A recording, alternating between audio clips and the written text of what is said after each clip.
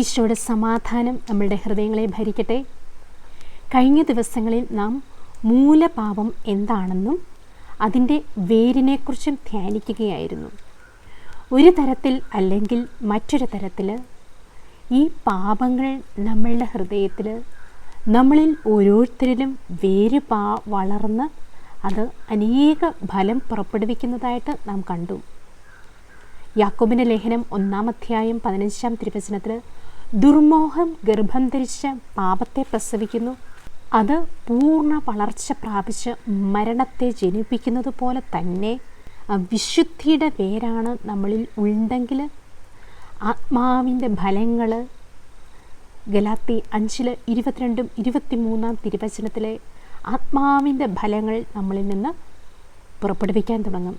റോമാക്കാർക്ക് ലേഖനം 11-ാം അധ്യായം 16-ാം തിരുവചനത്തിൽ വിശുദ്ധ പൗലോസ്ലീഹ നമ്മെ ഇപ്രകാരം ഓർമ്മിപ്പിക്കുകയാണ്: തായ്വേര് പരിശുദ്ധമെങ്കിൽ ശാഖകളും പരിശുദ്ധമായിരിക്കും. അപ്പം നമ്മൾ ഓരോരുത്തരും തായ്വേരാകുന്ന നമ്മൾ പരിശുദ്ധരാണെങ്കിൽ നമ്മളിൽ നിന്ന് വരുന്ന ഫലങ്ങൾ, നമ്മളുടെ മക്കൾ എല്ലാം പരിശുദ്ധരായിട്ട് വളർന്നു വരുവാൻ ഇടയാകും.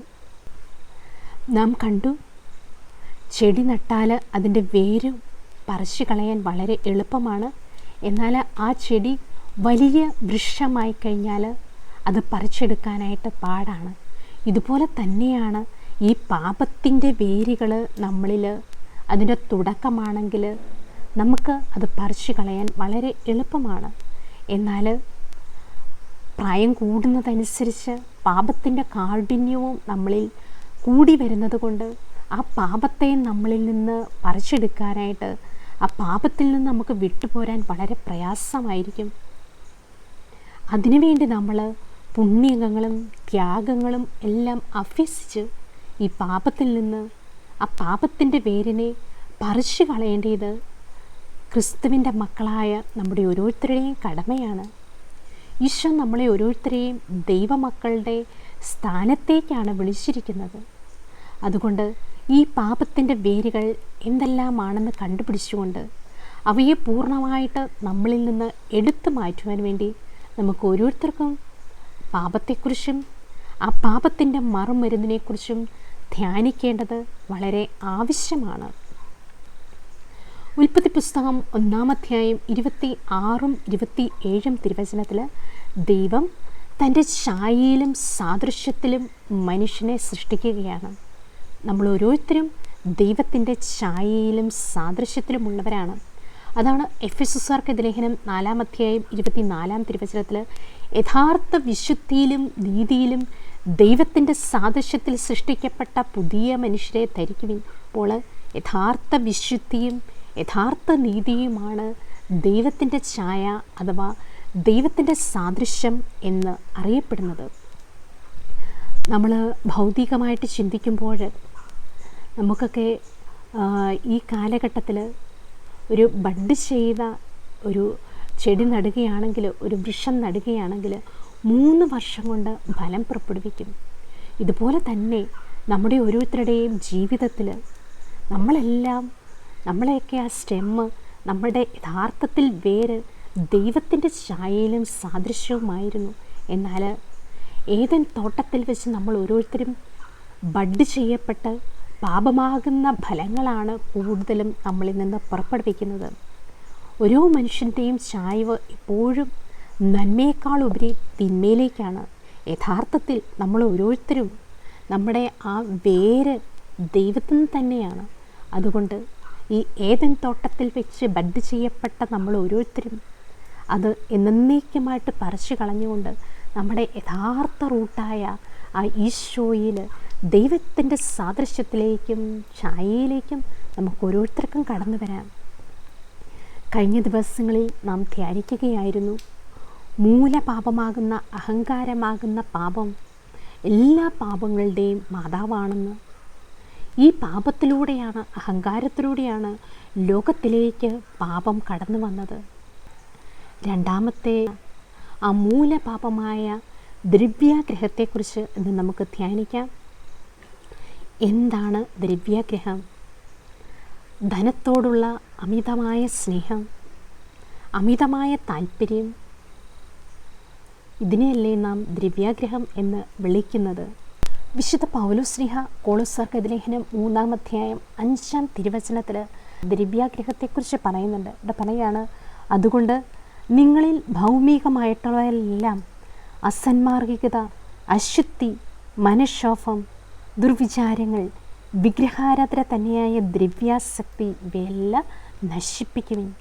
അപ്പോൾ വിഗ്രഹാരാധന തന്നെയായ ദ്രവ്യാസക്തി എന്നാണ് രണ്ടാമത്തെ മൂലപാപത്തെ വിശുദ്ധ ഗ്രന്ഥം വ്യാഖ്യാനിക്കുന്നത്. ദ്രവ്യാസക്തി എന്ന് പറഞ്ഞാൽ ഒരു വിഗ്രഹാരാധന തന്നെയാണ്. അതാണ് 1 തിമോത്തിയോസ് 6-ാം അധ്യായം 7 മുതൽ 10 വരെയുള്ള തിരുവചനത്തിൽ, ഉള്ളതുകൊണ്ട് തൃപ്തിപ്പെടുന്നവന് ദൈവഭക്തി വലിയൊരു നേട്ടമാണ്. കാരണം നാം ഈ ലോകത്തിലേക്ക് ഒന്നും കൊണ്ടുവന്നിട്ടില്ല, ഇവിടെ നിന്ന് ഒന്നും കൊണ്ടുപോകാനും നമുക്ക് സാധിക്കുകയില്ല. ഭക്ഷണവും വസ്ത്രവും ഉണ്ടെങ്കിൽ നമുക്ക് തൃപ്തിപ്പെടാം. ധനവാന്മാരാകണമെന്ന് ആഗ്രഹിക്കുന്നവർ പ്രലോഭനത്തിനും കെണിയിലും മനുഷ്യനെ അധപതനത്തിലേക്കും നാശത്തിലേക്കും തള്ളിയിടുന്ന നിരവധി വ്യാമോഹങ്ങളിലേക്കും നിബന്ധിക്കുന്നു. വലിയ രഹസ്യം വിശുദ്ധ പൗലോസിൽ കൂടെ കർത്താവ് നമ്മോട് പറയുകയാണ്, ധനവാന്മാരാകണമെന്ന് ആഗ്രഹിക്കുന്നവർ പ്രലോഭനം, കെണി, മനുഷ്യനെ അധപതനത്തിലേക്കും നാശത്തിലേക്കും തള്ളിയിടുന്ന നിരവധി വ്യാമോഹത്തിലേക്കും നിലംപതിക്കും. എന്നിട്ട് പറയുകയാണ്, എന്തെന്നാൽ ധനമോഹമാണ് എല്ലാ തിന്മകളുടെയും അടിസ്ഥാന കാരണം. നാം കണ്ടു, ഈ ധനമോഹമാണ് എല്ലാ പാപങ്ങളുടെയും അടിസ്ഥാന കാരണം. ധനമോഹത്തിലൂടെ പലരും വിശ്വാസത്തിൽ നിന്ന് വ്യതിചലിപ്പിച്ചു പോകാനും ഒട്ടേറെ വേദകളാൽ തങ്ങളെ തന്നെ മുറിപ്പെടുത്തുവാനും ഇടയായിട്ടുണ്ട്. അപ്പോൾ ഈ ധനമോഹം എന്ന പാപം നമ്മളിൽ ഉണ്ടെങ്കിൽ ആ വേര് നമ്മളിൽ വളർന്ന് വളർന്ന് വളർന്ന് സകല പാപത്തിലേക്കും നമ്മളെ കൊണ്ടുപോകും. അതുകൊണ്ട് നമുക്കെപ്പോഴും ആ പാപത്തിൻ്റെ വേര് നമ്മളിലുണ്ടോ എന്ന് ചിന്തിക്കുന്നത് നല്ലതാണ്. ധനമോഹത്തെ നമുക്ക് ഇപ്രകാരം വ്യാഖ്യാനിക്കാം: അഹങ്കാരത്തിന് വസിക്കാനുള്ള ഒരു വലിയ പാർപ്പിടമാണ് ധനമോഹം. ധനം വേണ്ടെന്നല്ല കർത്താവ് നമ്മളോട് പറയുന്നത്, പക്ഷേ അവയിൽ നമ്മൾ ഓരോരുത്തരും നമ്മുടെ ഹൃദയം അവയിൽ കുടുങ്ങിപ്പോകാൻ ഒരിക്കലും അനുവദിക്കരുത്. അതുകൊണ്ട് തന്നെയാണ് ഈശോ പറയുന്നത്, മത്തായിയുടെ സുവിശേഷം 19-ാം അധ്യായം 23-24 തിരുവചനത്തിൽ, ധനവാൻ സ്വർഗരാജ്യത്തിൽ പ്രവേശിക്കുന്നതിനേക്കാൾ എളുപ്പം ഒട്ടകം ശുചിക്കുഴിയിലൂടെ കടക്കുന്നതാണ്. എന്താണ് ഇതിൻ്റെ വലിയ രഹസ്യം? ധനം ഉണ്ടായിട്ട് എളിമയോടെ ജീവിക്കുന്നവർ ഈ ഭൂമിയിൽ വളരെ ചുരുക്കമാണ്. വിശുദ്ധ ഗ്രന്ഥം അവരെക്കുറിച്ച് പറയുന്നത് എന്താണ്? അവരെ ഭാഗ്യവാന്മാർ എന്നാണ് വിളിക്കുന്നത്. പ്രഭാഷകൻ്റെ പുസ്തകം 31-ാം അധ്യായം 8 മുതലുള്ള തിരുവചനത്തിൽ, കുറ്റമറ്റവനും സ്വർണത്തെ കാക്ഷിക്കാത്തവനുമായ ധനവാൻ അനുഗ്രഹീതനാണ്. അങ്ങനെയുള്ളവർ ആരുണ്ട്? അവനെ ഞങ്ങൾ അനുഗ്രഹീതർ എന്ന് വിളിക്കും. സ്വജനമധ്യേ അവൻ അത്ഭുതം പ്രവർത്തിച്ചിരിക്കുന്നു. ഈ വിധം പരീക്ഷിക്കപ്പെട്ട കുറ്റമറ്റവനായി കാണപ്പെട്ടവർ ആരുണ്ട്? അവന് അഭിമാനിക്കാൻ അവകാശമുണ്ട്. പാപം ചെയ്യാൻ കഴിവുണ്ടായിട്ടും അത് ചെയ്യാത്തവനും തിന്മ പ്രവർത്തിക്കാൻ സാധ്യതയുണ്ടായിട്ടും അത് ചെയ്യാത്തവനും ആരുണ്ട്? അവൻ്റെ ഐശ്വര്യം സ്ഥിരമായിരിക്കും. സമൂഹം അവൻ്റെ ഔദാര്യത്തെ പുകഴ്ത്തും. പാപം ചെയ്യാൻ അവസരമുണ്ടായിട്ടും അത് ചെയ്യാത്തവനും ധനം ഒത്തിരിയേറെ ഉണ്ടായിട്ടും അഹങ്കാരത്തോടെ വർത്തിക്കാത്തവനെയും വിശുദ്ധ ഗ്രന്ഥം വിളിക്കുന്നത് ഭാഗ്യവാന്മാർ എന്നാണ്. ആ ഭാഗ്യവാന്മാരുടെ ലിസ്റ്റിലേക്ക് വിളിക്കപ്പെട്ടവരാണ് നമ്മൾ ഓരോരുത്തരും. അതുകൊണ്ട് ധനമോഹം നമ്മളെ കീഴ്പ്പെടുത്താതെ, അഹങ്കാരം എന്ന പാപത്തിന് നമ്മൾ വഴിയൊരുക്കാതെ, ഹൃദയത്തിൽ 1-ാം സ്ഥാനം ഈശോയ്ക്ക് കൊടുത്താലോ ധനം ഒരു അനുഗ്രഹമായിട്ട് മാറും.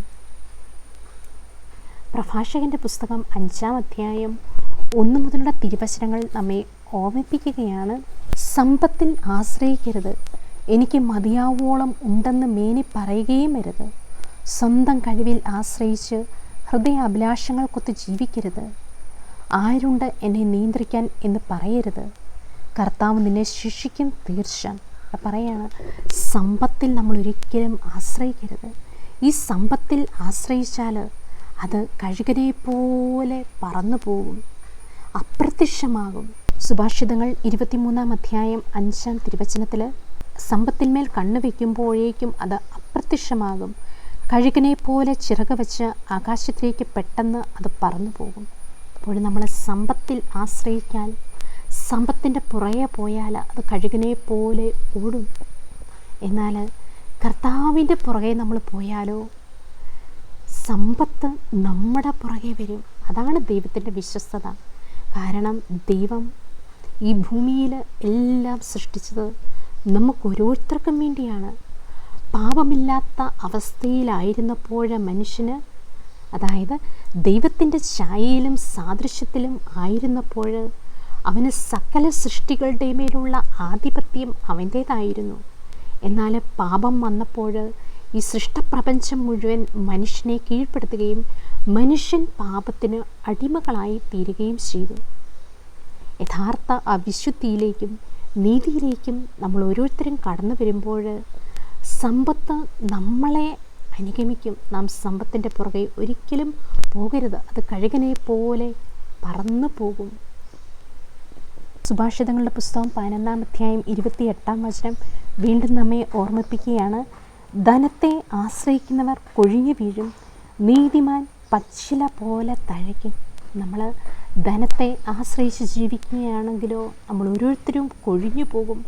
എന്നാൽ നീതിമാന്മാരാണെങ്കിലോ ധനത്തെ ആശ്രയിക്കാതെ കർത്താവിൽ ആശ്രയിച്ചാൽ ധനം നമ്മുടെ പുറകെ വരും. നമ്മൾ പച്ചില പോലെ നമ്മൾ ഓരോരുത്തരും ഓരോ ദിവസവും തഴച്ചു വളരും. അതുകൊണ്ട് നമുക്ക് ഓരോരുത്തർക്കും നമ്മുടെ ഹൃദയം ഈ പാപത്തിലേക്ക് പോകാതെ കർത്താവിൽ ആശ്രയിച്ച് നമുക്ക് ഓരോരുത്തർക്കും മുന്നോട്ട് നീങ്ങാം. വിശുദ്ധ മത്തായിയുടെ സുവിശേഷം 19-ാം അധ്യായം 11 മുതലുള്ള തിരുവചനത്തിൽ ആ വചനത്തിൻ്റെ ഹെഡിങ് തന്നെ ധനികനായ യുവാവ് എന്നാണ്. ഈ ധനികനായ യുവാവ് കർത്താവിൻ്റെ അടുത്ത് വന്ന് ചോദിക്കുകയാണ്, ദൈവരാജ്യത്തിൽ പ്രവേശിക്കണമെങ്കിൽ ഞാൻ എന്ത് ചെയ്യണം? ഞാൻ എല്ലാം പാലിക്കുന്നുണ്ട്. അപ്പോൾ കർത്താവ് പറയാണ്, നിനക്കുള്ളതെല്ലാം വിറ്റ് നീ ദരിദ്രർക്ക് കൊടുക്കുക. അതായത് നമുക്കുള്ളതെല്ലാം വിറ്റ് കൊടുക്കാനല്ല കർത്താവ് പറയുന്നത്, ഹൃദയത്തിൽ നമുക്ക് ഇവയ്ക്കൊന്നും സ്ഥാനമില്ലാതെയാക്കുക. ഈശോയ്ക്ക് നമ്മളൊന്നാം സ്ഥാനം കൊടുക്കുക. ധനം നമുക്ക് ആവശ്യമാണ്.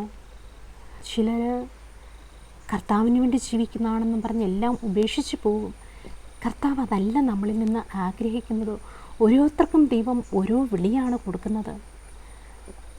വിശുദ്ധ പൗലോസ്ലീഹ 1 തിമോത്തിയോസ് 5-ാം അധ്യായം 8-ാം തിരുവചനത്തിൽ പറയുകയാണ്, ഒരുവൻ തൻ്റെ സ്വന്തക്കാരുടെയും പ്രത്യേകിച്ച് തൻ്റെ കുടുംബത്തിൻ്റെയും ആവശ്യങ്ങൾ നിറവേറ്റുന്നില്ലെങ്കിൽ അവൻ വിശ്വാസം ത്യജിച്ചവനും അവിശ്വാസിയേക്കാൾ ഹീനനുമാണ്.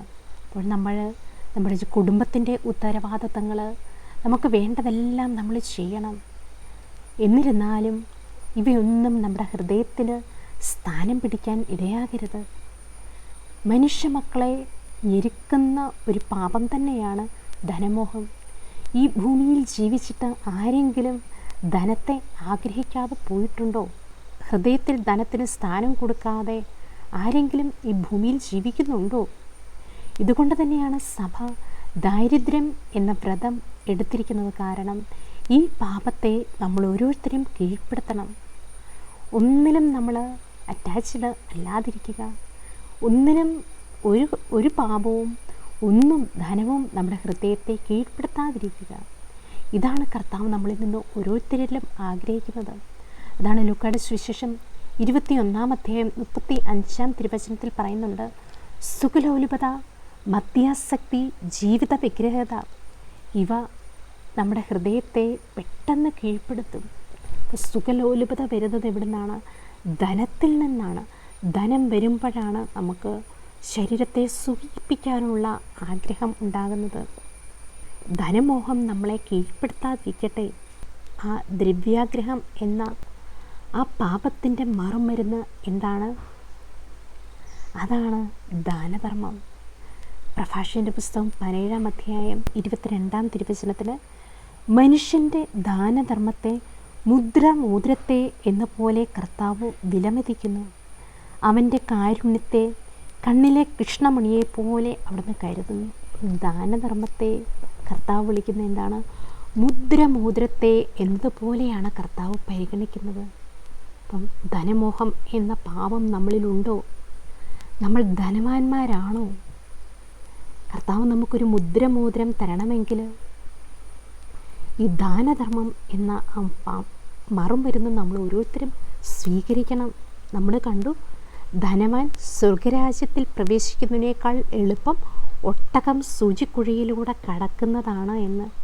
അത് അസാധ്യമായ കാര്യമാണ്. എന്നാൽ ധനവാന് സ്വർഗരാജ്യത്തിൽ കയറാനുള്ള ആ മറുമരുന്ന് കർത്താവ് ഇവിടെ പറയുന്നുണ്ട്. ദാനധർമ്മം അതൊരു മുദ്രമാണ്. വീണ്ടും കർത്താവ് പറയുന്നുണ്ട് പ്രഭാഷകൻ്റെ പുസ്തകത്തിൽ 3-ാം അധ്യായം 30-ാം തിരുവചനത്തിൽ, ജലം ജ്വലിക്കുന്ന അഗ്നിയെ കെടുത്തുന്നത് പോലെ ദാനധർമ്മം പാപത്തിന് പരിഹാരമാണ്. വലിയ അഗ്നി ജലം ഒഴിച്ചു കഴിയുമ്പോൾ അത് കെടുന്നത് പോലെ ദാനധർമ്മം നമ്മൾ ചെയ്യുന്നുണ്ടോ? അത് സകല പാപത്തിൽ നിന്നും നമ്മളെ മോചിപ്പിക്കും. ആ ദൈവത്തിൻ്റെ മുമ്പിൽ നാം കണ്ടു വലിയൊരു മുദ്രമോതിരമാണ്. എന്താണ് മുദ്രമോതിരത്തിൻ്റെ പ്രത്യേകത?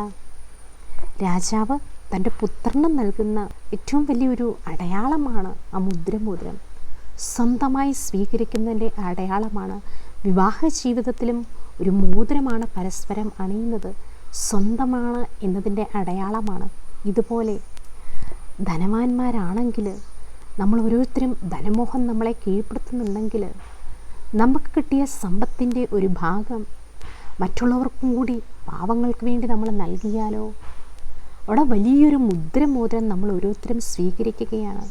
പ്രഭാഷകൻ്റെ പുസ്തകം 29-ാം അധ്യായം 11 മുതൽ 13 വരെയുള്ള തിരുവചനത്തിന്, അത്യുന്നതൻ്റെ കൽപ്പനകൾ അനുസരിച്ച് വേണം ധനം നേടാൻ, അത് സ്വർണത്തേക്കാൾ ലാഭകരമാണ്.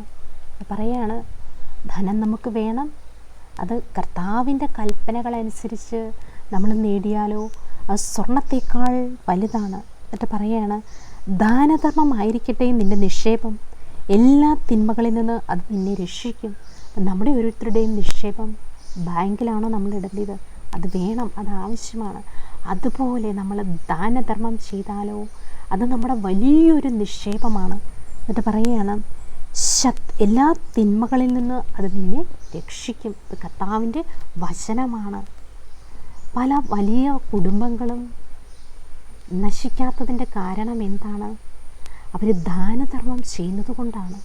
നമ്മൾ ഓരോരുത്തരും ആ ദാനധർമ്മം എന്ന ഒരു ശീലം നമ്മുടെ ജീവിതത്തിൽ മാറ്റിവെക്കുകയാണെങ്കിൽ കർത്താവ് അനേക അനുഗ്രഹങ്ങൾ നമുക്ക് തരും. ഇവിടെ പറയാണ്, ശത്രുവിനെതിരെ യുദ്ധം ചെയ്യാൻ ബലമേറിയ പരിചകളെക്കാളും കനത്ത കുന്തങ്ങളെക്കാളും അത് ഉപകരിക്കും. ഏറ്റവും വലിയൊരു രഹസ്യം കർത്താവ് നമ്മോട് പറയാണ്, ശത്രുവിനെതിരെ യുദ്ധം ചെയ്യാൻ ബലമേറിയ പരിചയേക്കാളും കനത്ത കുന്തങ്ങളെക്കാളും അത് ഉപകരിക്കും. കാരണം അത്രമാത്രം ശക്തിയാണ് ദാനധർമ്മത്തിന്. അതുകൊണ്ട് നമുക്ക് ഓരോരുത്തർക്കും ഈ ഹൃദയത്തിൽ ഒരു സ്ഥാനവും ഇവയ്ക്ക് കൊടുക്കാതെ, പാപത്തിനും ധനത്തിനും കൊടുക്കാതെ കർത്താവിൽ നമുക്ക് ഹൃദയം കൊടുക്കാം. അതാണ് ഈശോ പറയുന്നത്. മത്തായിയുടെ സുവിശേഷം 6-ാം അധ്യായം 24-ാം തിരുവചനത്തിൽ, ധനത്തെയും ദൈവത്തെയും ഒന്നിച്ച് സേവിക്കുവാൻ നമുക്ക് സാധിക്കുകയില്ല. ധനം നമുക്ക് വേണം, അതിനെ നിർത്തേണ്ടിയെടുത്ത് നമ്മൾ ദൈവത്തെ സേവിക്കുകയാണെങ്കിലോ നമ്മൾ ദൈവത്തിൻ്റെ മുമ്പിൽ കുറ്റമറ്റവരായിട്ട്, നമ്മൾ അനുഗ്രഹിതരായിട്ട് നമ്മൾ ഓരോരുത്തരും മാറും. തോബിത്ത് തൻ്റെ മകൻ തോബിയാസിനെ ഇപ്രകാരം ഉപദേശിക്കുകയാണ്. തോബിത്തിൻ്റെ പുസ്തകം 4-ാം അധ്യായം 8 മുതലുള്ള തിരുവചനത്തിൽ, സമ്പത്തേറുമ്പോൾ അതനുസരിച്ച് ദാനം ചെയ്യുക, കുറച്ചേ ഉള്ളവെങ്കിൽ അതനുസരിച്ച് ദാനം ചെയ്യുവാൻ മടിക്കേണ്ട. ദരിദ്രകാലത്തേക്ക് ഒരു നല്ല സമ്പാദ്യം നേടിവെക്കുകയായിരിക്കും നീ അതുവഴി ചെയ്യുക. ഇതൊക്കെ വലിയ രഹസ്യങ്ങളാണ്. പറയണ, സമ്പത്തേറുമ്പോൾ അതനുസരിച്ച് നമ്മൾ ദാനം ചെയ്യുക, അതനുസരിച്ച് കർത്താവ് നമുക്ക് ഓരോരുത്തർക്കും നൽകും. വചനത്തിൽ കൂടെ പറയുകയാണ്. തോബിത്തിൻ്റെ പുസ്തകം 4-ാം അധ്യായം 21-ാം വചനത്തിൽ, മകനെ, നമ്മൾ ദരിദ്രരായതിന് നിനക്ക് ആദ്യം വേണ്ട, നിനക്ക് ദൈവത്തോട് ഭക്തി ഉണ്ടായിരിക്കുകയും നീ പാപത്തിൽ നിന്ന് ഒഴിഞ്ഞു നിൽക്കുകയും അവിടത്തേക്ക് പ്രീതികരമായത് അനുഷ്ഠിക്കുകയും ചെയ്താൽ നീ വലിയ സമ്പത്ത് കൈവരും. യഥാർത്ഥ സമ്പത്ത് എന്ന് പറഞ്ഞാൽ എന്താണ്? യെശയ്യാ പ്രവാചകന്റെ പുസ്തകം 33 അധ്യായം 6 തിരുവചനത്തിൽ പറയുന്നുണ്ട്, അവിടുന്ന് നൽകുന്ന സമ്പത്ത് ദൈവഭക്തിയാണ്. ഏറ്റവും വലിയ സമ്പത്ത് എന്ന് പറഞ്ഞാൽ ദൈവഭക്തിയുമാണ്. അപ്പം നമുക്ക് ദൈവഭക്തി ഉണ്ടായിരിക്കുകയും പാപത്തിൽ നിന്ന് മോചനം നേടുകയും ചെയ്താലോ വലിയ സമ്പത്ത് ദൈവം നമുക്ക് തരും. എല്ലാ അനുഗ്രഹങ്ങളും ദൈവം തൻ്റെ മക്കൾക്ക് വേണ്ടി ഈ ലോകത്തിൽ തന്നെ അനുഭവിക്കാൻ നൽകിയിരിക്കുന്നതാണ്. അത് കൈകാര്യം ചെയ്യുമ്പോൾ നമ്മൾ ഓരോരുത്തരും വിവേകത്തോടെ കൈകാര്യം ചെയ്താലോ എല്ലാ അനുഗ്രഹങ്ങളും ദൈവം നമുക്ക് തരും. ഈ മൂലപാപത്തിൻ്റെ വേരുകായ ആ ദ്രവ്യാഗ്രഹം നമ്മളിൽ ഉണ്ടെങ്കിൽ അവയെ വേരോടെ പിഴുതു മാറ്റിക്കൊണ്ട് ഫിലിപ്പിയർക്ക് ലേഖനം 3 അധ്യായം 20 തിരുവചനത്തിൽ നമ്മുടെ പൗരത്വം സ്വർഗത്തിലാണ്. ഈ ഭൂമിയിലുള്ള നമ്മുടെ പൗരത്വത്തെക്കാൾ ഉപരി സ്വർഗരാജ്യത്തിലെ നമ്മുടെ പൗരത്വത്തിന് വേണ്ടി നമുക്കൊരുങ്ങാം. ഈ മൂലപാപങ്ങളുടെ വേരുകൾ മുഴുവൻ നമ്മളിൽ നിന്ന് പറിച്ചെടുത്തുകൊണ്ട് ദാനധർമ്മമാകുന്ന ആ വലിയ മുദ്ര സ്വീകരിച്ച് സകല പാപത്തിൽ നമുക്ക് മോചനം നേടാം. എല്ലാറ്റുപരിയായി ഹൃദയത്തിൽ കർത്താവിന് 1 സ്ഥാനം നൽകിക്കൊണ്ട് ഒന്നിലും നമ്മുടെ ഹൃദയം വീണു പോകാതെ ഒന്നിലേക്കും അറ്റാച്ച്ഡാകാതെ ദൈവത്തിൽ മാത്രം പ്രത്യാശ അർപ്പിച്ചുകൊണ്ട് വിശുദ്ധ പൗലോസ് കൊളോസ്യർക്ക് ലേഖനം 3 അധ്യായം 1 മുതൽ 3 വരെയുള്ള തിരുവചനത്തിൽ പറയുന്നത് പോലെ ഈ ഭൂമിയിലുള്ള വസ്തുക്കളിലല്ല ഉന്നതത്തിലുള്ളവയെ നമുക്ക് ഉറ്റുനോക്കിക്കൊണ്ട് നമുക്ക് വേണ്ടി ദൈവം സജ്ജമാക്കിയിരിക്കുന്ന ആ നിത്യസമ്മാനത്തിന് വേണ്ടി, ആ നിത്യതയാണ് നമ്മൾ ഈ ഭൂമിയിൽ ഏറിയാൽ 70 അല്ലെങ്കിൽ 80 90 വർഷങ്ങൾ മാത്രമേ നമുക്കുള്ളൂ. എന്നാൽ നിത്യതയിൽ എന്നേക്കുമായിട്ട് നമ്മുടെ ആ ജീവിതത്തിന് വേണ്ടി തുരുമ്പും കീടങ്ങളും നശിപ്പിക്കാത്ത ഈ ഭൂമിയിലെ വസ്തുക്കളിൽ നമുക്ക് ശ്രദ്ധ വയ്ക്കാതെ ആ ദൈവരാജ്യമാകുന്ന പുണ്യങ്ങളും ത്യാഗങ്ങളും അഭ്യസിച്ചുകൊണ്ട് ദൈവം തരുന്നതെല്ലാം സന്തോഷത്തോടെ സ്വീകരിച്ച് മറ്റുള്ളവർക്കും കൂടി പകുത്ത് നൽകി കർത്താവിൻ്റെ കൽപ്പനകളനുസരിച്ച് ജീവിക്കുവാൻ ദൈവം നമ്മളെ ഓരോരുത്തരെയും അനുഗ്രഹിക്കട്ടെ എന്ന് പ്രാർത്ഥിച്ചുകൊണ്ട് ഈശോ മിശിഹായുടെ വാഗ്ദാനങ്ങൾക്ക് ഞങ്ങൾ യോഗ്യരാകുവാൻ സർവേശ്വര പരിശുദ്ധ ദൈവമാതാവേ ഞങ്ങൾക്ക് വേണ്ടി പ്രാർത്ഥിക്കണമേ. ആമേൻ.